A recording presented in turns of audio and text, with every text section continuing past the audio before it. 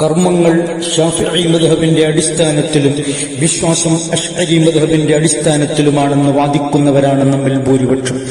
ഇമാം ശാഫിഈ റഹിമഹുല്ലാഹ് സലഫുകൾപ്പെട്ട പണ്ഡിതനായതുകൊണ്ട് പിഴവുകൾ സംഭവിക്കത്തുലും തുച്ഛമാണ്.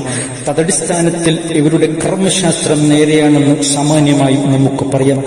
അള്ളാഹുവിന്റെ സിഫത്തുകൾ വിശദീകരിക്കുന്ന കാര്യത്തിൽ മാത്രമേ ഇക്കൂട്ടർ അശ്അരി മദ്ഹബ് അനുധാവനം ചെയ്യുന്നുള്ളൂ.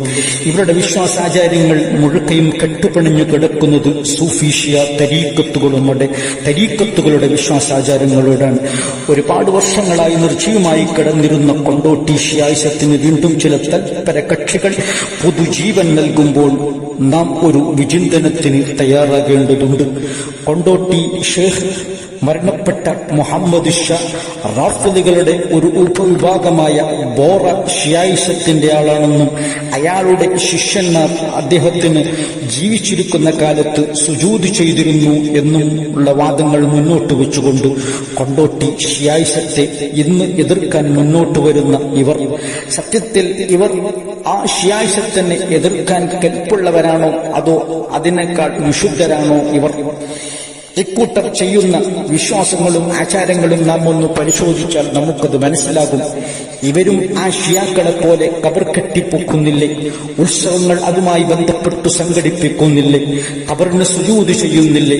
ഖബറാളികളോട് പ്രാർത്ഥിക്കുന്നില്ലേ? ഇത്തരം അനേകം കർമ്മങ്ങൾ ചെയ്യുന്ന ഇവരും കൊണ്ടോട്ടി ഷിയാക്കളും തമ്മിൽ എന്ത് വ്യത്യാസമാണ് നമുക്ക് കാണാൻ കഴിയുന്നത്, നമുക്ക് ദർശിക്കാൻ കഴിയുക? നാം ഒന്ന് ഉറ്റാലോചിക്കേണ്ട സമയമാണിത്.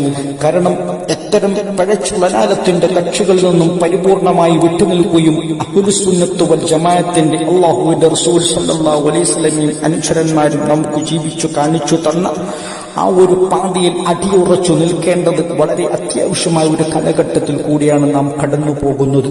അതുകൊണ്ട് നാം നേരായ മാർഗം എന്താണെന്ന് കൃത്യമായി കണ്ടെത്തി അതിൽ അടിയുറച്ച് ഒരു മുഅ്മിനായി മുസ്ലിമായി മരണപ്പെടാനുള്ള പരിശ്രമങ്ങളാണ് നാം നടത്തേണ്ടത്.